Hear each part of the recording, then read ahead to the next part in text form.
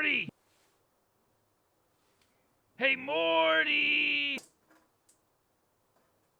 Morty! The garage, Morty! Come to the garage! Morty! On my workbench, Morty! Flip the pickle over. Come on, flip the pickle, Morty. You're not gonna regret it. The payoff is huge.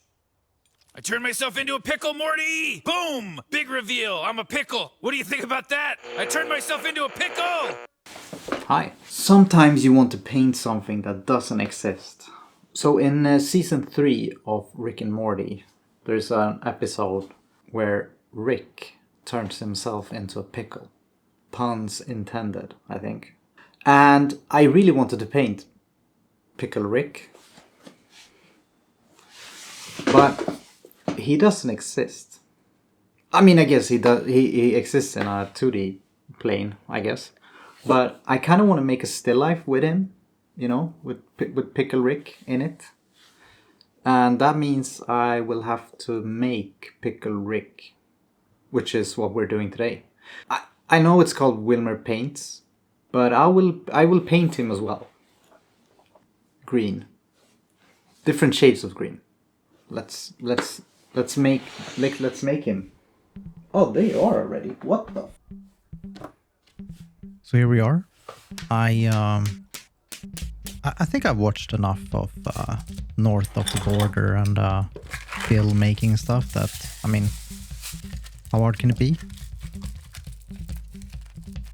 And it seems they always start with foil, aluminum foil. Maybe you ate a sandwich before, you can use that. And then we have our favorite mud. I'm using a polymer clay here. Just a gray one, the cheapest one. So first we just make a sausage, basically. A pickle size thing. I am a bit conscious of the size because I want it to fit into a glass jar later that I bought, but other than that, it's just a sausage.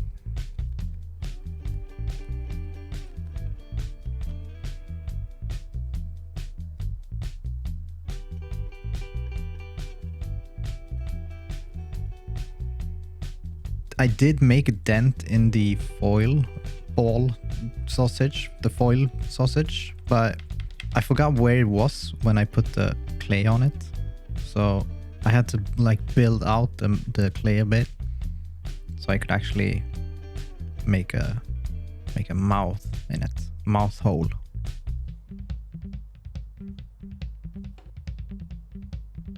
Just adding some lovely fish lips. Yeah, it doesn't look great now, but we're gonna blend this in and make it work. Yeah. So now we got the mouth here going.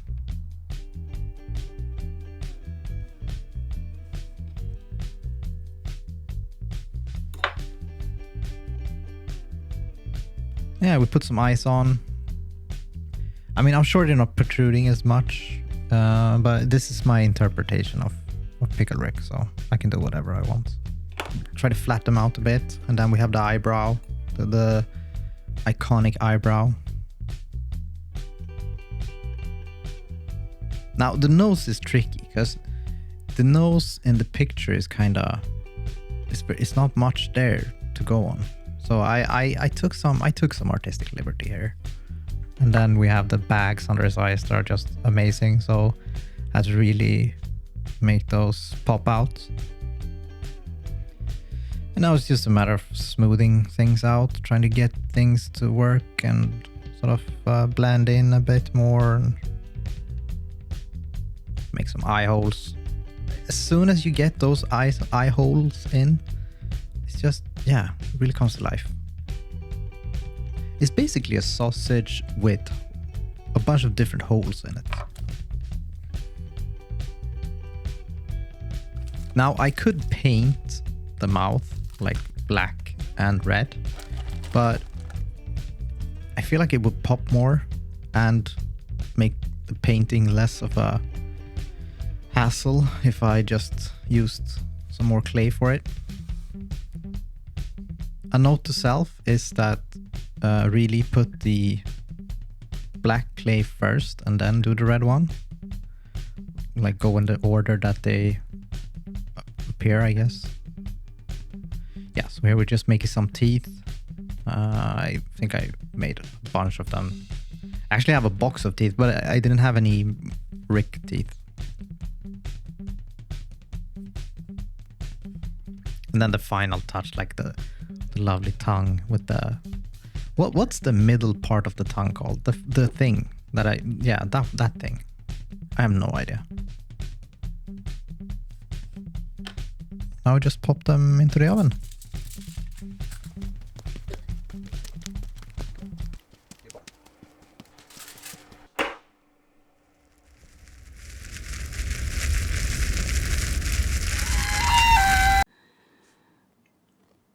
So yeah, this is the point where I'm gonna have to tell you to like and subscribe. Don't do it if you don't want to. Yeah, that's the deal. Okay? Only if you feel like, yes, I would like to go through the effort of liking this, then you should like it. And if you feel like you would like to watch the next video, you could subscribe, because that will make it easier for you. Otherwise, you will just have to search for it, I guess. But I don't know what the next video is going to be called. So that's probably why it's good to subscribe, I guess. Yeah. And comment if you have any questions or suggestions, maybe. Like, I don't really know what I'm doing, so feel free to add to my confusion. And yeah, thanks. Or, I mean, I don't know what you did. Yeah, so time to get these suckers in there. He looks like someone's old grandma right now, so I want to fix that. And they're pretty slippery, I would say. These teeth are pretty slippery. Are teeth slippery? Do you know? Do you have slippery teeth?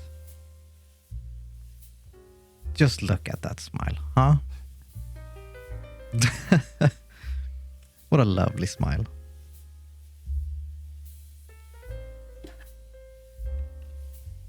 Now we gotta pop that tongue in there.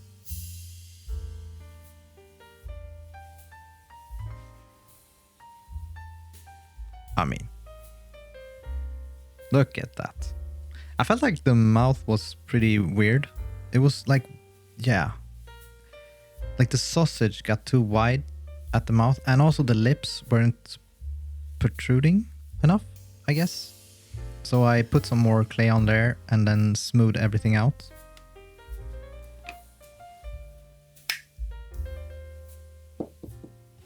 That's not magic. It's I popped him in the oven. Now, I knew this problem was coming up, but the thing is, I wanted to fix it once it was hardened, because it's easier to cut into it without ruining the whole face, basically, because that was what I tried first when it wasn't hardened yet. So yeah. And here, always remember, kids, cut towards you, so you get a nice clean cut of yourself when you slip. Obviously, don't do that. Please don't do that. Yeah, so I took off some huge chunks here. There's a huge chunkage. Then I was too lazy to grab some sandpaper, and I also felt like the dust from sandpaper would, I don't know, probably not good for you. So I decided to make dust with my knife instead, because that's safer.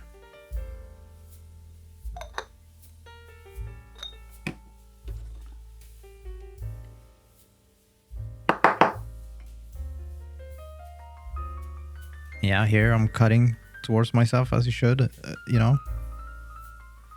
I really make sure to put some effort in there, you know, so that when you slip, you really make a big mess. That's my motto.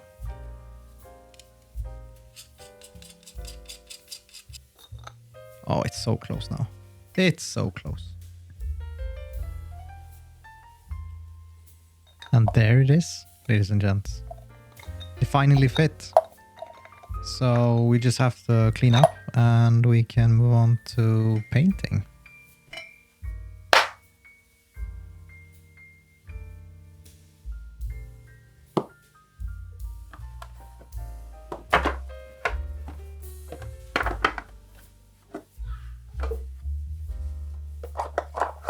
There's not that many colors we're gonna use. We're gonna use a few different green ones, some teal, and yes, an assortment of blues and greens. But I'm gonna start off with painting him gray, like a base coat, because I felt that he was a few different shades of green, and I also think that the base coat helps with filling in some cracks and stuff. So that's what we're doing. And it dried pretty quickly. And I just went with one layer. I felt like that was enough.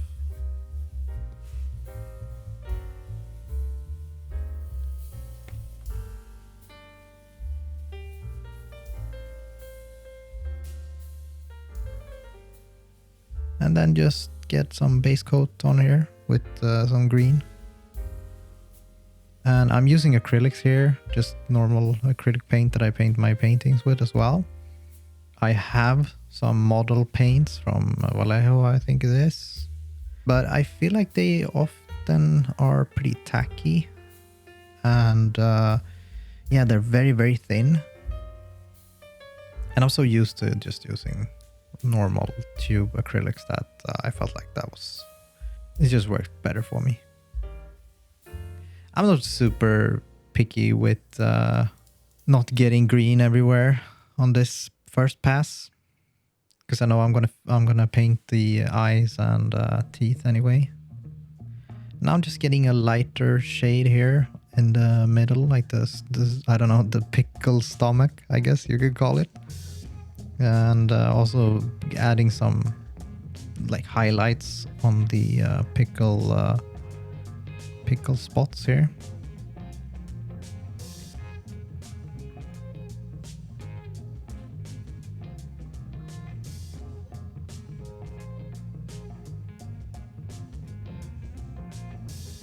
I wasn't sure where I would stop painting him, and I felt that the middle part was kind of needed to be brighter, but that made the rest of it look a lot darker, so I ended up brightening the other areas as well, which we'll see here in a bit.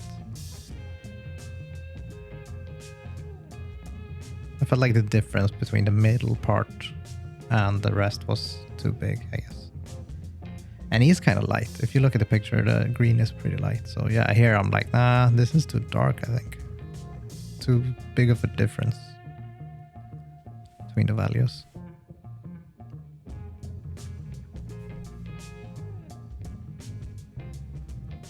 And yeah, now we get to paint the eyebrow, which is nice. And this is just my teal color, straight from the tube. I didn't mix anything. I just felt like, yeah, that works. So that's what we're doing. Doesn't need to be complicated. It's just some teal. We can all use more teal in our life. Yeah, and then the eyes, they're not, I don't feel like they're pure white. I feel like they're a bit very light gray towards the yellow, sort of. So that's what I'm doing. I mean, they look pretty white here, but they have a yellowish gray tone to them.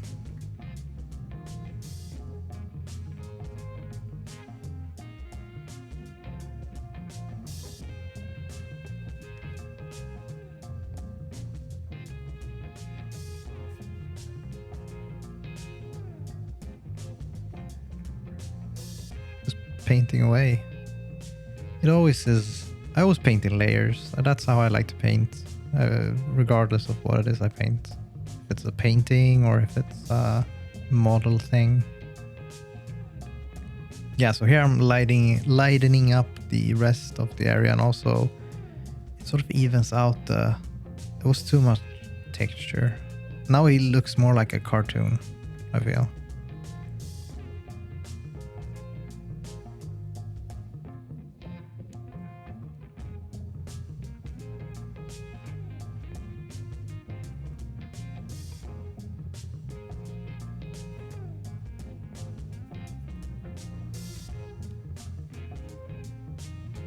And again, adding some more highlights because they disappeared when I painted over the first time. So just another pass of highlights here.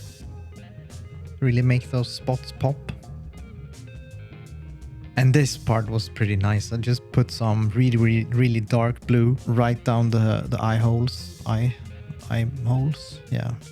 Irises, I guess.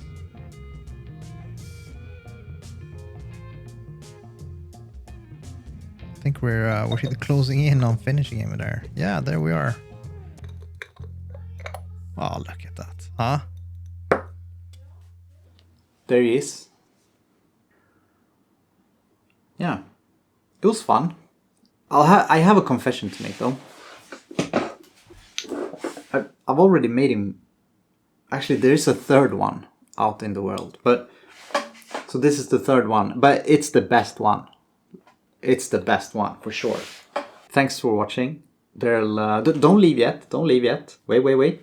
There will be some glamour shots, some really good shots of Pickle Rick, and I think next up is painting the still life I talked about, because that was the whole point of this. I mean, this is like a prelogue. This is like The Hobbit. Next is Lord of the Rings, or Pickle Rick painting. I haven't really figured out what to do, but we'll do that together. You know, we'll figure out the still life together, and we'll paint it together. I mean, I'll paint it. You'll have to watch me paint it. I'm sure I'll cut it all nicely, so it's not the exact amount of hours and time that I put into it. But yeah, we're gonna make a still life with Pickle Rick. Anyway, here's the glam shot.